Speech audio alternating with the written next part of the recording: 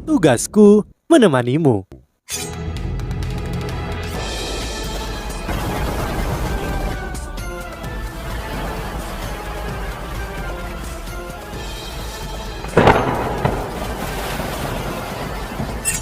Hai sahabat Pasuk, kembali lagi bersama alur cerita versi novel Solen 2 Sekte Tang yang tak tertandingi. Jangan lupa like, subscribe, dan nyalakan tanda lonceng. Mari kita lanjutkan. Jika kita menangkapnya, pasukan musuh akan segera menyerah. Mereka tidak akan berani menyentuh kita. Ini satu-satunya jalan keluar kita. Ketika dia berbicara, pria itu langsung melesat ke puncak gunung. Jenderal Zhou Yang ini seharusnya tidak memerintahkan pasukan dalam ekspedisi ini. Sepupunya yang lebih muda seharusnya memimpin pasukan. Dia secara khusus datang untuk mendukung sepupunya yang lebih muda. Melihat situasinya menjadi kacau, dia tidak punya pilihan selain menyerang secara pribadi. Dia dengan cepat mengambil helm emas dan baju besinya dari alat jiwa tipe penyimpanannya saat dia menekuk bajunya dan bersiap untuk bertarung. Dia juga menggunakan tindakan dan suaranya untuk meningkatkan moral pasukannya. Dia memiliki aura seorang jenderal. Tentu saja, alat jiwanya yang menguatkan suara juga memainkan peran besar. Insur jiwa di puncak gunung bersorak setelah mereka menyadari bahwa bala bantuan mereka telah tiba. Namun, mereka juga mendengar kata-kata sang jenderal. Perhatian semua orang tertarik pada Juicy. Mereka tidak tercengang saat ini, tetapi mereka benar-benar tidak percaya. Mereka tidak berharap bahwa orang yang memerintah mereka dan bertarung bersama mereka di garis depan adalah tunangan putra mahkota saat ini. Juicy tidak pernah mengungkapkan identitasnya kepada mereka. Sejak dia bergabung dengan militer, dia naik pangkat sebagai insinyur jiwa kelas 6. Dia juga tidak tahu bagaimana berita ini bocor, bagaimana pihak lain mengetahui identitas aslinya. Dialah yang menyusun rencana untuk menjebak musuh. Dia berani mengambil resiko seperti itu terlepas dari statusnya. Insinyur jiwa ini merasa ada sesuatu yang mencekik hati mereka. Mata Juicy berkilau dengan cahaya dingin. Dia tahu bahwa pasti ada mata-mata yang dekat dengan putra mahkota. Kalau tidak, identitasnya tidak akan terungkap dengan cepat. Dia mengambil nafas dalam-dalam dan memandang para insinyur jiwa di sekitarnya. Dia berkata dengan suara berat, "Dia benar. Aku tunangan putra mahkota. Namun, aku juga seorang pejuang kekaisaran hari ini. Aku akan hidup dan mati bersama kalian. Bala bantuan ada di depan kita. Kita harus berjuang untuk kelangsungan hidup kita. Kita harus menang dan kita harus bertahan sampai bala bantuan kita tiba." Saat dia berbicara, dia memimpin serangan ke arah Zhou Yang. Keke berteriak, "Apa yang kalian lakukan? Musuh ada di sini. Bahkan tunangan putra mahkota bersedia memberikan segalanya untuk kita. Apakah kita akan membiarkan mereka menyakitinya? Lindungi istri putra mahkota dengan hidup kita." Seorang istri jiwa muda berteriak dengan sekuat tenaga ketika dia mengangkat meriam jiwanya. Matanya melebur dengan api ketika dia menembakkan meriam jiwa ke arah pasukan musuh. Semangat mereka terangkat ke tingkat yang belum pernah terjadi sebelumnya. Mereka melakukannya untuk keberanian Juicy dan harapan mereka untuk bertahan hidup. Hanya saja, tidak ada dari mereka yang memperhatikan bahwa Wang Dong dan Yu Hao sudah membuka mata mereka pada saat ini. Mereka saling memandang dan Wang Dong berkata dengan lembut, "Tunangan putra mahkota?" Yu Hao tertawa getir. "Aku tidak tahu apa-apa tentang itu, namun ini menjelaskan mengapa dia begitu misterius. Tidak peduli apa, aku berutang budi padanya hari itu. Adapun sisanya, mari kita tunggu sampai masa depan." Wang Dong mengangguk sedikit. "Lakukan apapun yang kamu inginkan." Yu Hao tertawa. Meskipun dia dikelilingi oleh pasukan musuh, dia menyadari bahwa dia tidak gugup sama sekali. Itu karena dia punya saudara laki-laki dan seorang rekan yang mau hidup dan mati bersamanya di sampingnya sekarang. Di bawah seruan Zhou Yang, pasukan pemberontak yang panik akhirnya menemukan pembebas mereka. Mereka tahu konsekuensi terjebak oleh pasukan kekaisaran. Untuk bertahan hidup, mereka perlu memberikan segalanya. Intensitas serangan mereka melonjak. Para prajurit dengan lapis baja dengan cepat mencapai lereng gunung. Dengan bantuan kuda, pasukan akan mengelilingi sepenuhnya insinyur jiwa di puncak gunung. Meskipun meriam jiwa sangat kuat, namun kekuatan akan sangat terkuras. Botol susu kelas 4 tidak tahan lama. Selain itu, Jusi dan yang lainnya juga terluka dan lelah. Pada saat ini, mereka mengandalkan kemauan dan keberanian untuk mempertahankan diri. Perisai raksasa tidak bisa menahan serangan kelas 4 dan meriam jiwa di atasnya, namun kehancuran yang disebabkan meriam jiwa sangat berkurang karena perisai raksasa. Pasukan musuh perlahan-lahan berjalan ke atas gunung. "Minggir! Aku yang akan melakukannya," Zoyang berteriak.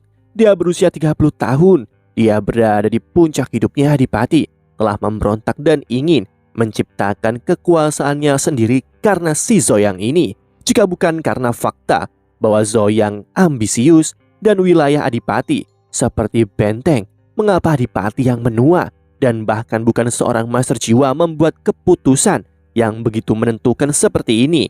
Zoyang adalah seorang jenius meskipun dia adalah bagian dari kekaisaran Ryu. Dia tidak pernah menyukai alat jiwa. Dia lebih tertarik mengembangkan kemampuannya sendiri. Dia mewarisi gen ibunya dan memiliki jiwa bela diri yang agak kuat, beruang emas kekerasan. Dia sudah menjadi sage jiwa meskipun usianya baru 36 tahun. Dalam hal kemampuan, dia selalu yang terkuat di antara semua orang. Di bawah Adipati bertanggung jawab untuk menjaga wilayah utara kekaisaran Ryu. Pemberontakannya yang tiba-tiba menyebabkan kekaisaran terperangkap dalam kekalahan. Penjelasannya juga sangat sederhana. Dia hanya ingin mendirikan kadipaten wilayahnya sendiri dan bahkan rela melipat gandakan upeti ke kekaisaran. Dia hanya berharap untuk menerima pengakuan. Kaisar Kekaisaran Ryu menderita penyakit dan telah kehilangan kekejaman yang pernah dimilikinya.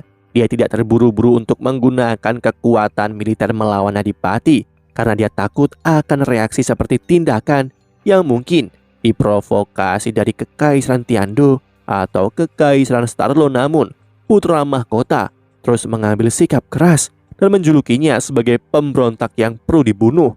Itulah satu-satunya cara untuk mengintimidasi bangsawan kekaisaran yang telah diberikan tanah di kekaisaran. Akhirnya, putra mahkota berhasil mendapatkan persetujuan kaisar dengan bantuan Jing Hongchen dan keturunan cabang. Militer terutama terdiri dari pasukannya sendiri juga dikirim keluar untuk memadamkan pemberontakan Jusi yang telah terlibat dalam banyak perang dan bahkan berperang melawan para master jiwa di Laut Barat, juga bergabung dalam pasukan melawan para pemberontak. Dia telah mendapatkan cukup prestasi untuk menjadi pemimpin sekelompok kecil insurgensi jiwa. Posisinya tidak bisa diremehkan. Di militer kekaisaran Ryu ada 4 divisi insurgensi jiwa. Setiap divisi terdiri dari sekitar 1000 insurgensi jiwa. 4000 insurgensi jiwa ini adalah landasan kekaisaran Ryu. Untuk dapat memimpin 100 insurgensi jiwa ini, posisi Jusi sebanding dengan pemimpin subdivisi. Jika 100 insurgensi jiwa dimanfaatkan secara tepat, mereka bisa mengubah hasil perang. Jusi juga menyadari mengapa ada sekelompok insurgensi jiwa mengejar mereka setelah mendengar Zoyang. Insurgensi jiwa ini mungkin adalah kartu traf terakhir yang tersisa dari Adipati. Sekarang mereka telah dihancurkan. Mereka kemungkinan akan meraih kemenangan jika mereka bisa bertahan. Pemikiran Zoyang berantakan setelah kekaisaran dengan tegas menolak dan menyebut mereka sebagai pemberontak dan bahkan membawa militer melawan mereka. Ia menyadari bahwa mendirikan kadipaten di kekaisaran Ryu adalah hal yang bodoh.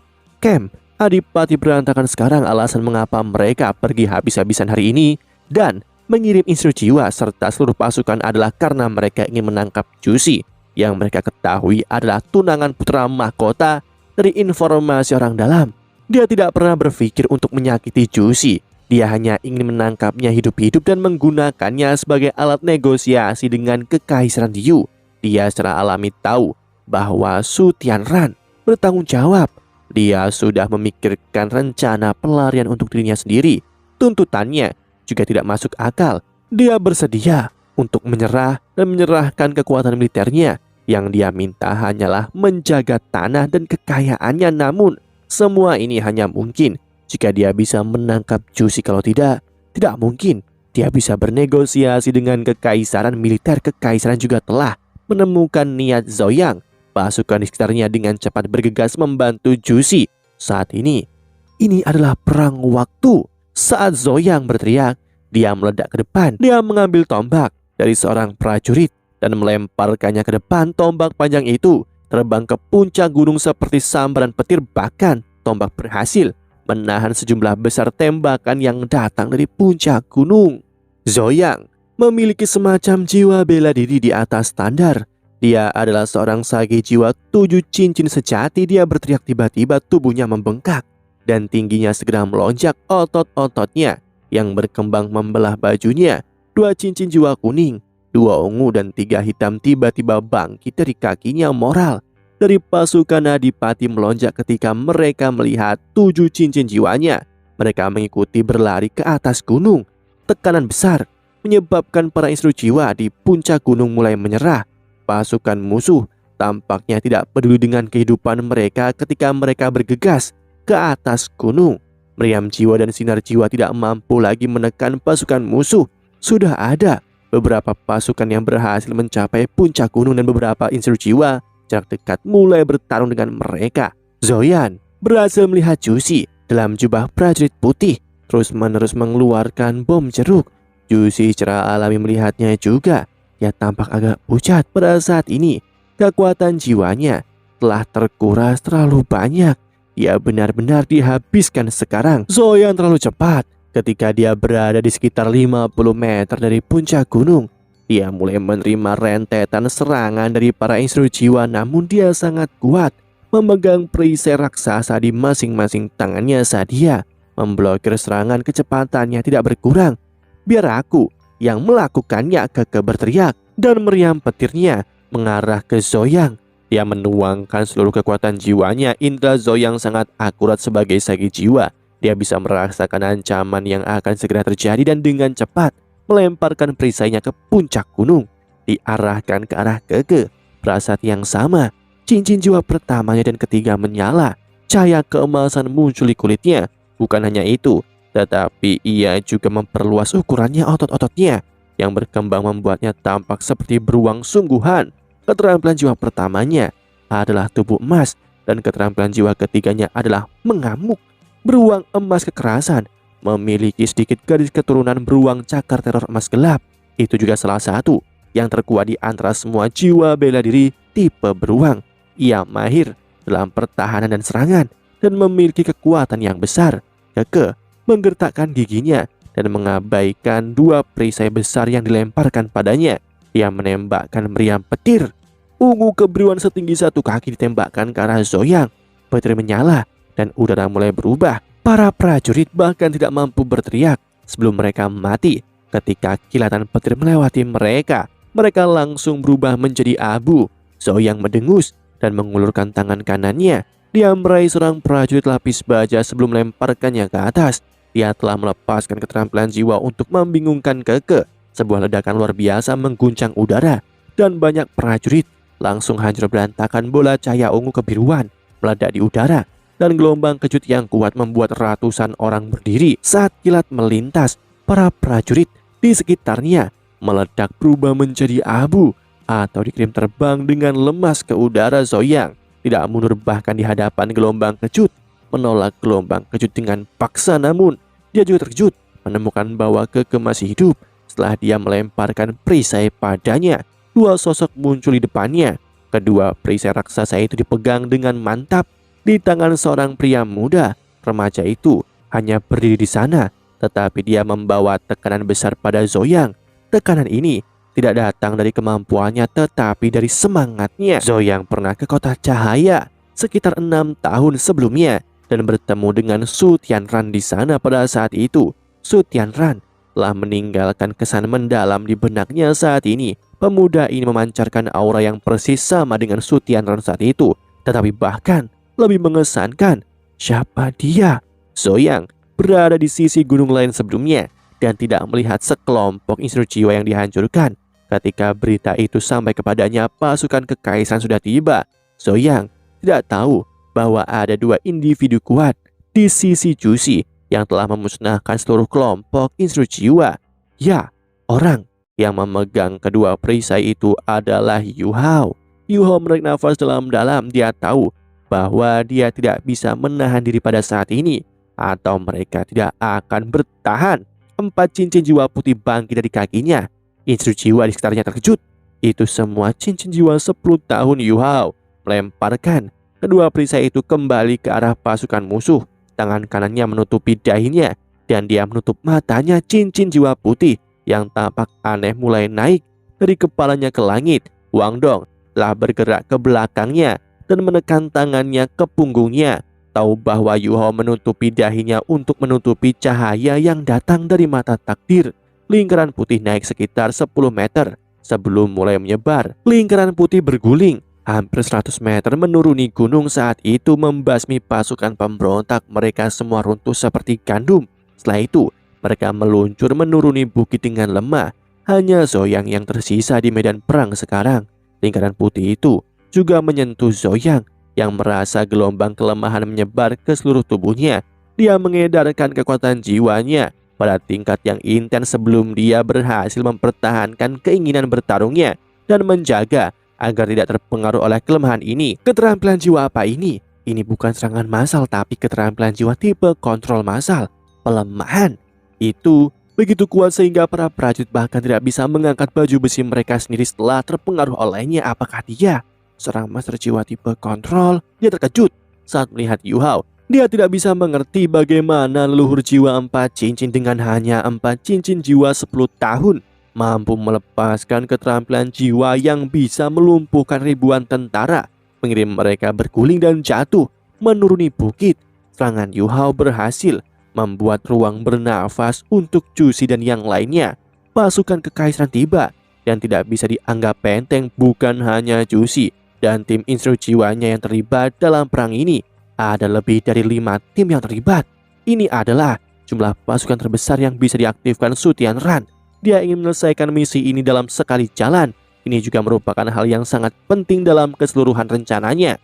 Manajemen senior militer di kekaisaran tahu identitas Jusi, tetapi tidak berdaya karena dia bersikeras memimpin pasukan secara pribadi. Bagaimanapun, dia mewakili putra mahkota. Mereka harus melindunginya. Bawahan langsung putra mahkota tahu bahwa tidak ada yang boleh menyentuhnya kecuali putra mahkota, dan dia juga orang kepercayaannya yang paling terpercaya. Kalau tidak, dia tidak akan memilihnya sebagai istrinya. Dia bahkan akan menjadi istri resminya dan ratu yang akan datang. Itulah sebabnya 4 tim instruksi jiwa lainnya adalah bagian dari bala bantuan yang datang. Mereka datang menggunakan alat jiwa tipe terbang dan melemparkan bom otomatis ini, membantu mengurangi tekanan pada orang-orang di atas bukit. Zoyang tahu bahwa peluangnya semakin tipis. Dia hanya bisa mengandalkan dirinya sendiri sekarang. Dia harus menangkap Jusi, kalau tidak, putra mahkota tidak akan pernah mengampuninya. Waktu tidak akan menunggunya. Dia membenturkan dadanya dan mengeluarkan raungan marah. Cincin jiwa kelimanya juga mulai bersinar sekarang. Instruksi jiwa di puncak gunung kehilangan target mereka setelah Yu Hao menggunakan pelemahan. Jadi mereka memfokuskan semua serangan pada Zoyang. Namun aumannya menyebabkan mereka semua selain Yu Hao, Wang Dong, dan Jusi jatuh ke tanah. Bahkan Yu Hao dan 2 lainnya sedikit pusing ketika mereka diserang oleh aumannya. Suara mendengus terus terdengar di telinga mereka dan mereka terhuyung-huyung. Ini adalah pertama kalinya Yu Hao mengalami keterampilan jiwa sonik seperti ini. Dia sedikit linglung saat ini ketika dia menggunakan deteksi spiritualnya. Dia hanya merasakan kekuatan jiwa Zoyang melonjak ke kepalanya. Zoyang mengambil kesempatan ini untuk maju. Dia tidak langsung pergi ke Jusi tetapi melesat ke Yu Hao. Dia jelas menyadari betapa menakutkannya seorang master jiwa tipe kontrol di medan pertempuran. Sebagai sage jiwa 7 cincin, ia menyadari bahwa Yu Hao memiliki cara untuk menyembunyikan warna-warna cincin jiwanya setelah keterkejutannya sesaat karena mengalami pelemahan sebelumnya. Tapi itu bukan yang penting. Masalah penting adalah Yu Hao tidak mungkin lebih kuat darinya karena ia masih sangat muda. Selain itu, dia tidak memiliki rute pelarian sekarang. Melihat bahwa dia semakin dekat dengan Yu Hao, dia mengulurkan tangannya yang besar dan menyerangnya. Namun dia menatap sepasang mata emas. Pada saat ini emas itu berubah menjadi emas keunguan dengan kecepatan yang menakutkan. Zoyang memanglah seorang sage jiwa yang kuat. Dia memiliki indera dan persepsi yang luar biasa. Ketika dia melihat mata Yu Hao yang tenang namun sedingin es, dia tahu bahwa aumannya tidak berefek lama. Selanjutnya rasa krisisnya juga meningkat tanpa ragu-ragu. Dia menggunakan keterampilan jiwanya yang terkuat Cincin jiwa ketujuh hitam pekatnya tiba-tiba menyala, sama seperti mata roh Yu Hao, melepaskan spirit shock dan mata setan ungu. Ukuran Zoyang menggelembung sekali lagi. Sebagai sage jiwa, wujud roh pelindungnya diaktifkan. Setelah wujud roh pelindung diaktifkan, seluruh tubuhnya akan berubah menjadi bentuk jiwa bela diri dan kekuatannya akan melambung. Kekuatan keterampilan jiwa aslinya berlipat ganda. Seorang instru jiwa akan merasa sangat sulit mengalahkan seorang sage jiwa kecuali dia memiliki alat jiwa khusus. Wujud roh pelindung Zoyang menolak setengah efek dari spirit shock. Kepalanya hanya sedikit terguncang ke belakang dan dia sadar kembali setelah kebingungan sesaat. Yu Hao bukan satu-satunya yang bertarung. Sepasang sayap emas kebiruan menyilaukan terbuka di belakangnya dan menariknya ke belakang. Dia bergeser mundur menghindari serangan lawannya. Tatapan Yu Hao dingin namun tenang. Ini adalah pertama kalinya dia melawan sage jiwa dan wujud roh pelindung.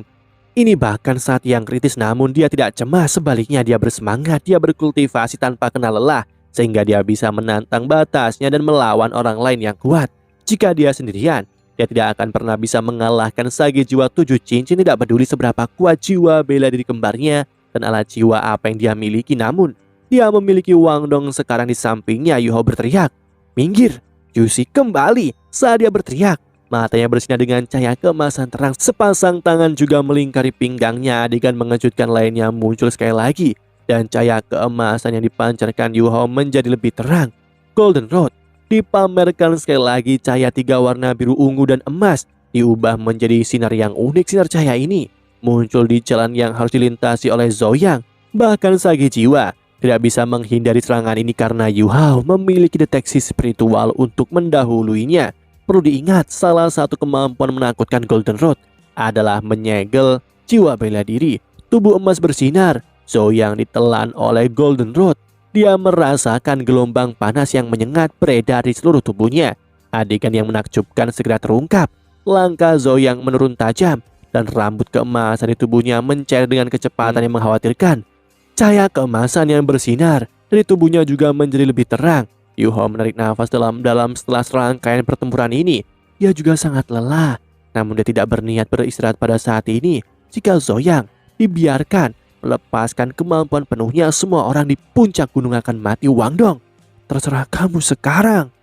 Demikianlah kisah untuk kali ini. Sahabat Pasuk, jangan sedih, jangan bimbang, apalagi galau, karena aku kan selalu menemanimu.